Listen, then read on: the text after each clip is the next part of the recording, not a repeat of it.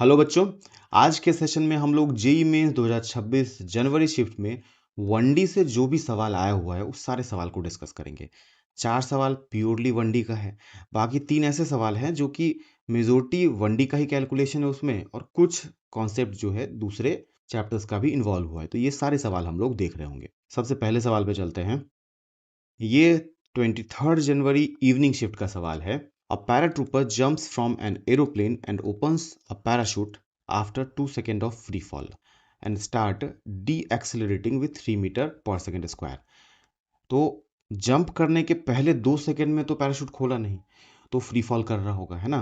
पहले 2 सेकंड में कर रहा होगा free fall, acceleration vertically downward जी।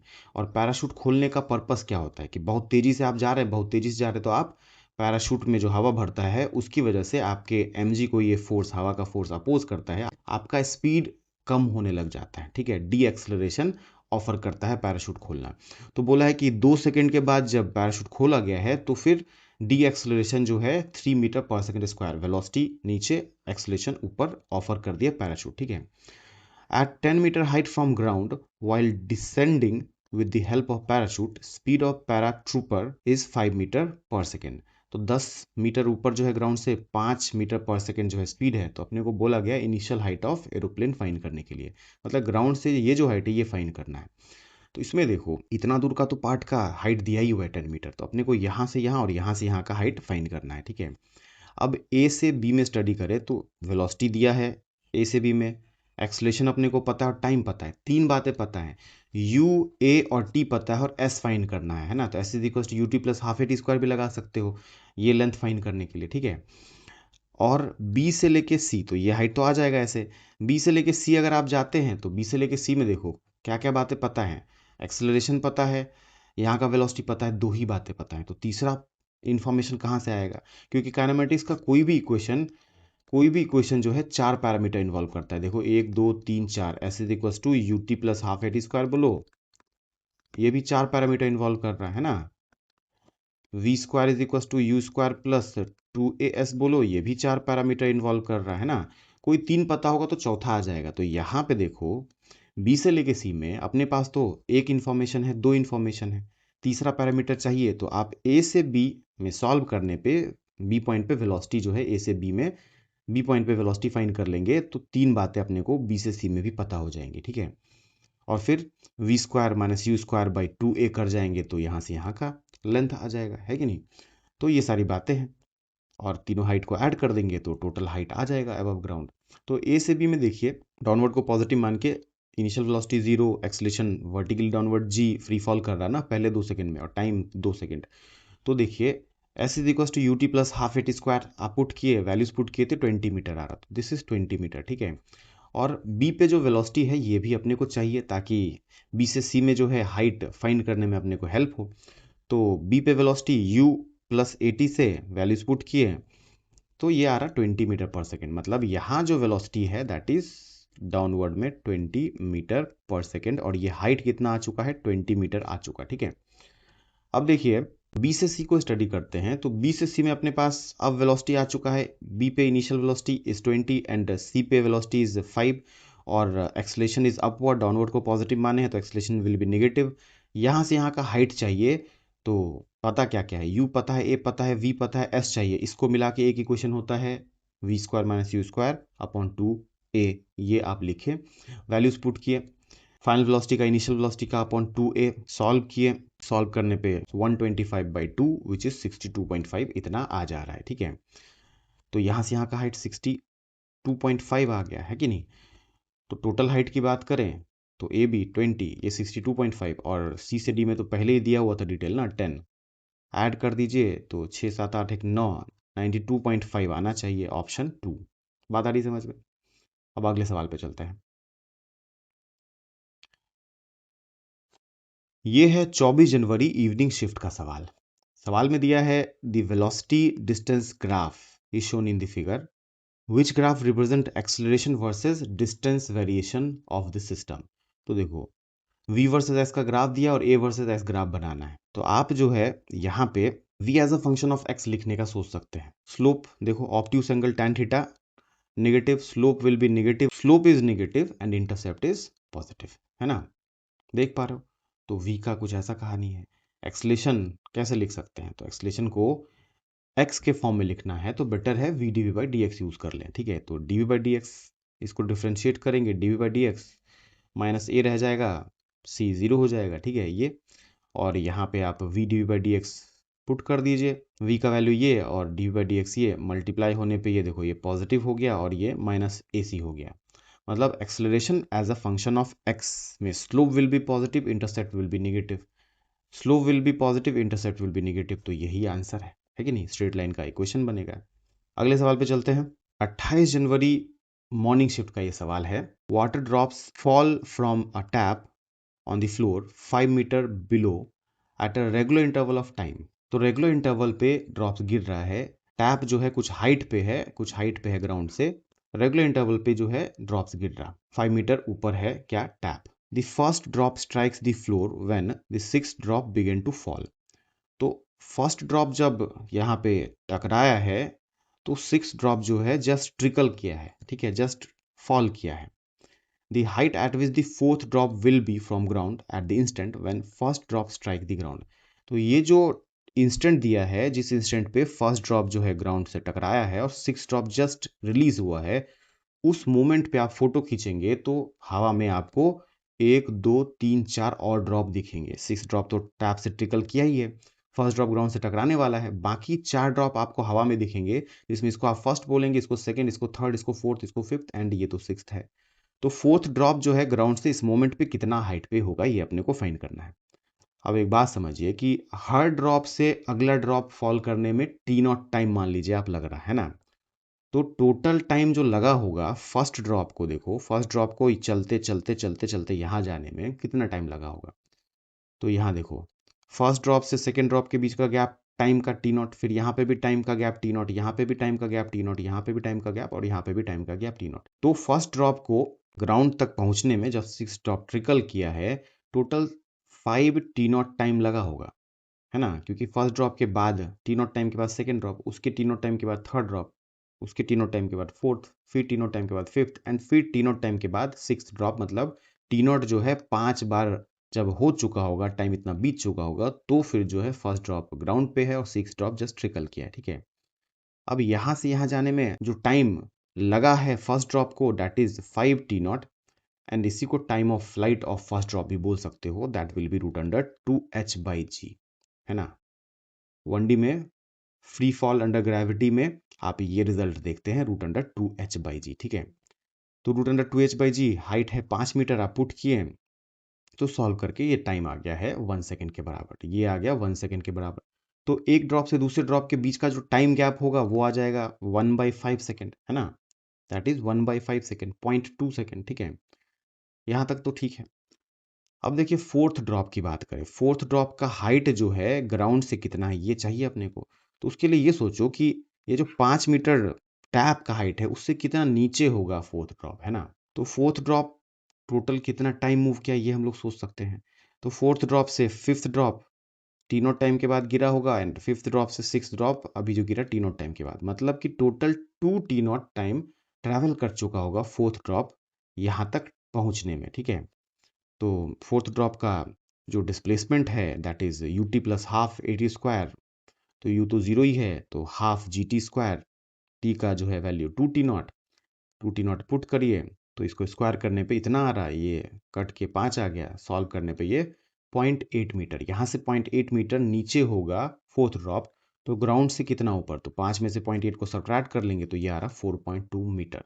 तो ग्राउंड से 4.2 मीटर ऊपर होगा फोर्थ ड्रॉप इस मोमेंट पे, तो आंसर हो जाएगा 3, ठीक है। अब अगले सवाल पे चलते हैं। ये जो सवाल है 28 जनवरी इवनिंग शिफ्ट का सवाल है। A particle start moving from time t is equal to 0 and its coordinate is given as x is equal to 4t का cube minus 3t, x as a function of t सवाल में दिया है। 5 statement है, इसमें से कोई statement true होगा, उसका कॉम्बिनेशन हम लोग को दिया है कि कौन सा सही है, ठीक है, कौन सा कॉम्बिनेशन। तो A statement, particle return to its original position origin इतना यूनिट लेटर, मतलब कि x इज इक्वल टू 0 पे पार्टिकल रिटर्न होके आएगा कितना टाइम पे, तो इसके लिए x को 0 करके टाइम फाइंड करना पड़ेगा चेक करने के लिए, ठीक है। देखते हैं सेकेंड स्टेटमेंट है the particle is 1 unit away from origin at its turning point. Turning point पे क्या होता है, वेलोसिटी जीरो। तो जब वेलोसिटी जीरो होगा उस समय पार्टिकल का पोजीशन क्या होगा, तो पोजीशन से आप वेलोसिटी पे आएंगे, डिफरेंशिएट करके वेलोसिटी को जीरो करके वो टाइम फाइंड करेंगे जिस पे टर्निंग पॉइंट होगा और उस टाइम को यहाँ पुट करेंगे वापस से, तो वो पोजीशन मिल जाएगा जब पार्टिकल टर्निंग पॉइंट पे होगा। ठीक है। Acceleration of particle is non negative, तो साइन ऑफ एक्सलेशन देखना है तो पोजीशन से वेलोसिटी भी फाइंड करना पड़ा, एक्सलेशन भी फाइंड करना पड़ा। The particle is 0.5 unit away from origin at its turning point, तो बी और डी सेम ही बात को रिप्रेजेंट कर रहा है, बस इसमें से कोई एक सही होगा। Particle never turns back as acceleration is non negative, ये तो चेक करना पड़ेगा, है ना। तो position as a function of time दिया है, वेलोसिटी एक्सलेशन फाइंड करना पड़ेगा, तो वेलोसिटी फाइंड किए, डिफरेंशिएट किए, तो ये देखो 12t² - 3 आ गया। अब एक्सलेशन भी फाइंड कर लिए dv/dt से, तो ये जो है पावर नीचे एक पावर कम 24t आ गया।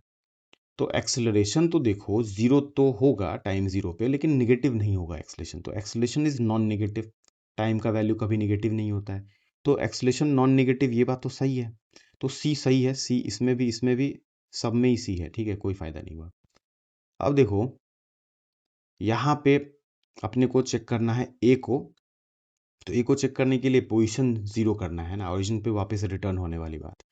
तो x को जीरो किए, x को जीरो करने पे एक तो टाइम जीरो आ रहा है और दूसरा टाइम जो है देखो 3/4 का रूट अंडर मतलब √3/2 टाइम आ रहा है जब वापस से ओरिजिन पे होगा, है ना।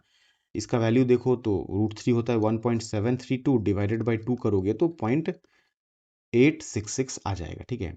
तो इनिशियल टाइम पे था ओरिजिन पे एंड इस टाइम पे भी ओरिजिन पे होगा, तो देखो 0.866 यूनिट लेटर शुरुआत से ओरिजिन पे आया, तो ये तो सही है, तो ए सही है।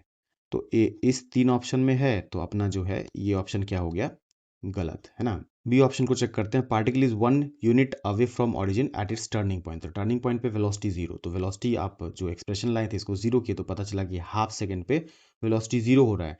हाफ सेकंड इस टाइम को आप एक्स में पुट किए तो पता चल रहा है कि एक्स का वैल्यू जो सॉल्व करके -1 मीटर आ रहा, तो इस हिसाब से बी क्या हो जाएगा, true, particle is 1 unit away from origin at its turning point. ठीक है, बात आ रही समझ में।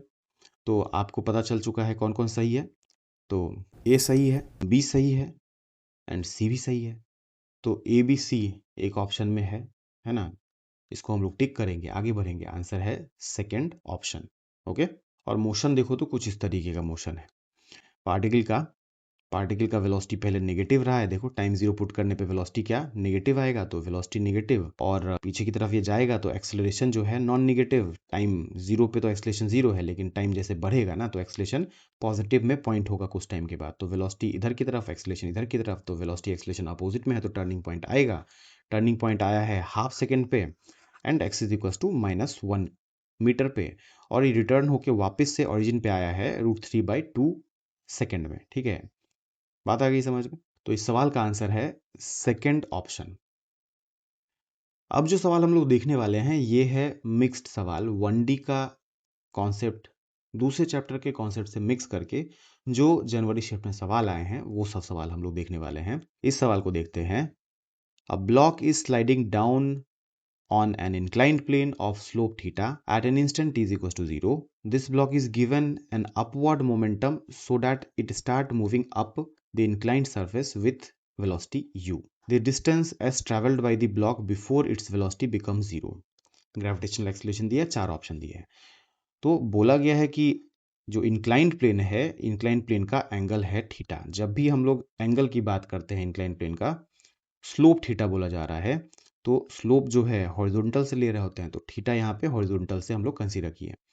टी इज इक्वल टू 0 पे क्या हुआ, ये जो ब्लॉक मूव कर रहा था नीचे, इसके एक्सेलरेशन की बात करते हैं पहले। ठीक है, जिस इंक्लाइन पे ये ब्लॉक रखा है उसका स्लोप बोल रहा है थीटा है। ठीक है, स्लोप के लिए हॉरिजॉन्टल, पॉजिटिव हॉरिजॉन्टल से हम लोग क्या लेते हैं, एंगल लेते हैं, तो थीटा जो है ये इसका स्लोप, हॉरिजॉन्टल से थीटा कंसीडर कर लिए। ये ब्लॉक को आप इंक्लाइन पे छोड़े हैं, ये स्लिप कर रहा होगा, तो देखिए फोर्सेस पहले देख लो, लॉज ऑफ मोशन का मिक्सिंग हुआ है यहाँ पे 1D के साथ। mg sin थीटा इधर, डाउन द इंक्लाइंड में कंपोनेंट mg cos थीटा इधर, परपेंडिकुलर टू इंक्लाइंड, नॉर्मल इधर, नॉर्मल और mg cos थीटा बैलेंस करेगा, ये अनबैलेंस्ड है, तो mg sin theta is equal to mass into acceleration, तो acceleration is g sin theta inclined से डाउन में एक्ट कर रहा है। है ना।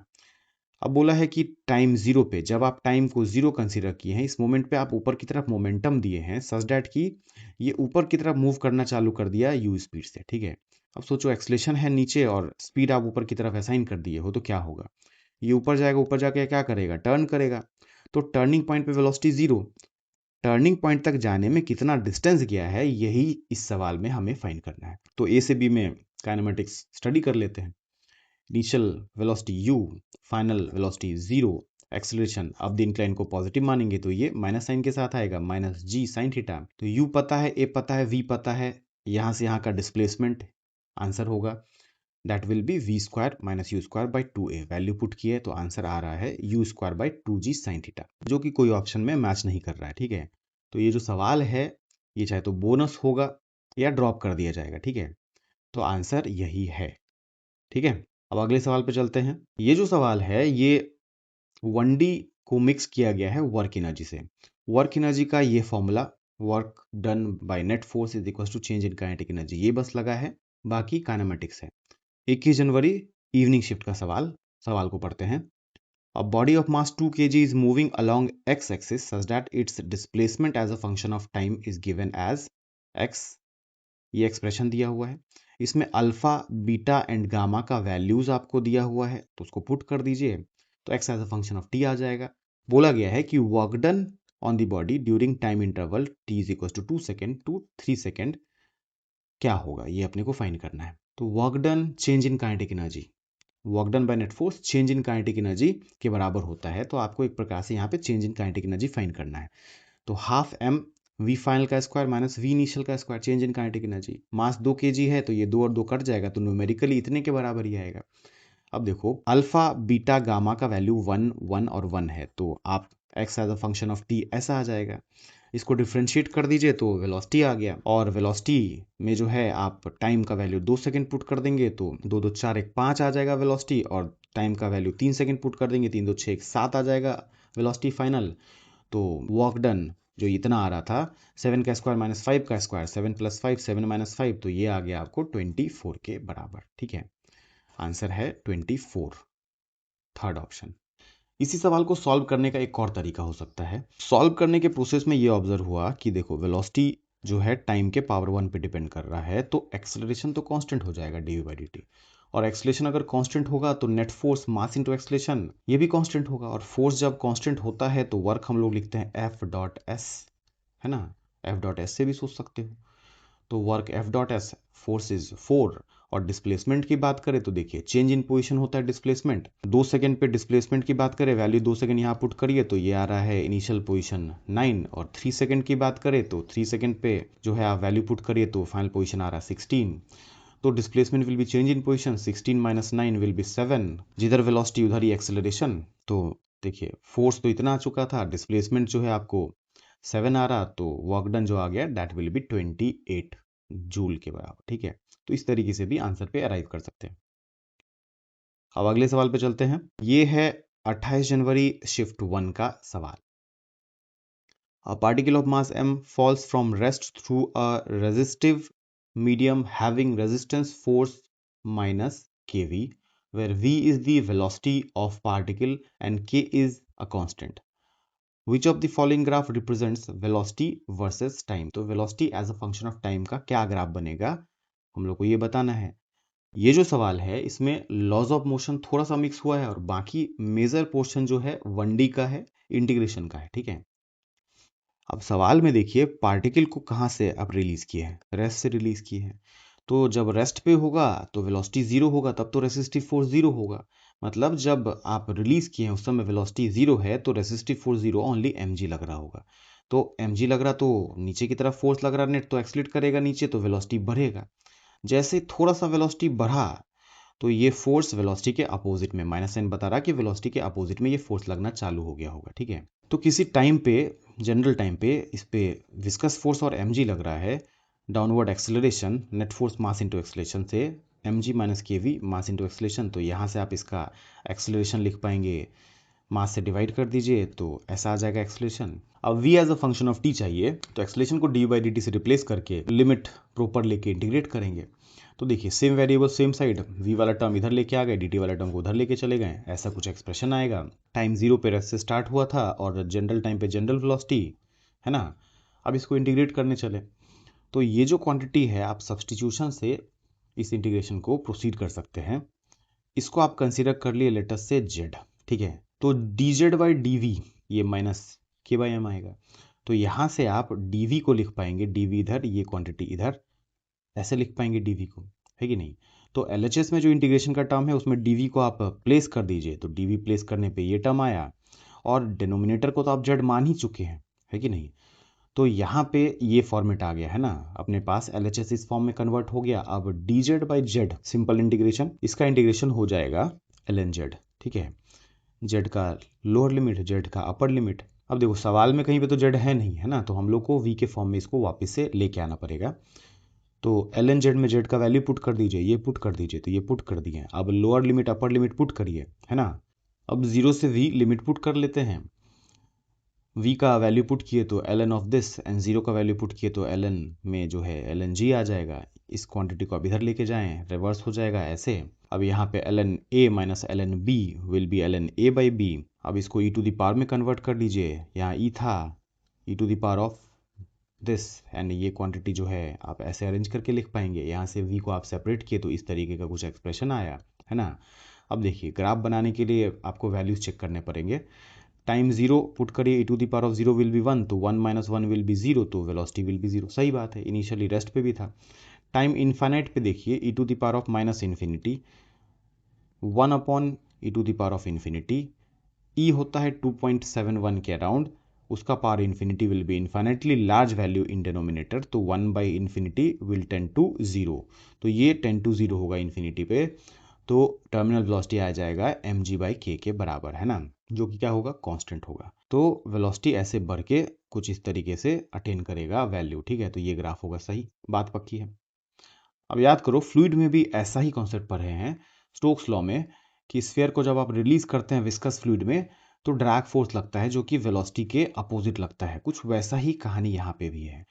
तो आप जैसे जैसे ये नीचे जाएगा, वेलोसिटी जैसे जैसे बढ़ेगा, स्पीड जैसे जैसे बढ़ेगा, वैसे ही विस्कस फोर्स बढ़ेगा। एक टाइम आएगा कि ये जो रेजिस्टिव फोर्स है इसका वैल्यू बढ़ते बढ़ते ये mg को कर देगा बैलेंस, है ना। जब ये mg को बैलेंस करेगा उस समय एक्सलेशन क्या हो जाएगा, 0। फोर्सेस बैलेंस तो एक्सलेशन 0, और एक्सलेशन अगर 0 हो गया है तो वेलोसिटी हो जाएगा अब कांस्टेंट, है ना।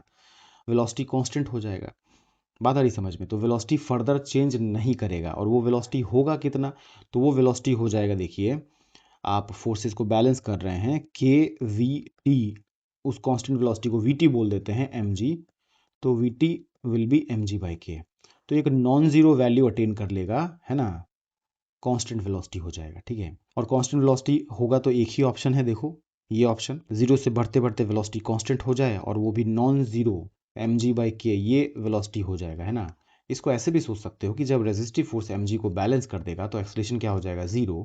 तो वेलोसिटी वर्सेस टाइम ग्राफ का जो स्लोप होगा D by d T, slope will B 0, है ना। तो स्लोप यहाँ 0, और जो है वेलोसिटी जो है that will be, and velocity जो है that will be K V M G से, K V is equal to M G से वी फाइन करेंगे M G by K non zero value, तो ये ऑप्शन हो जाएगा, ठीक है। बाकी अगर फ्लूइड का कॉन्सेप्ट रिकॉल नहीं हो पाया तो laws of motion and integration का यूज करके हम लोग को प्रोसीड करना पड़ेगा। तो आज के सेशन में हम लोग 1D का जो भी सवाल जेईई मेंस 2026 जनवरी अटेम्प्ट में आया है उस सबको देख लिया है। अब अगले सेशन में कोई दूसरा चैप्टर हम लोग देख रहे होंगे, ठीक है। मिलते हैं फिर अगले सेशन में।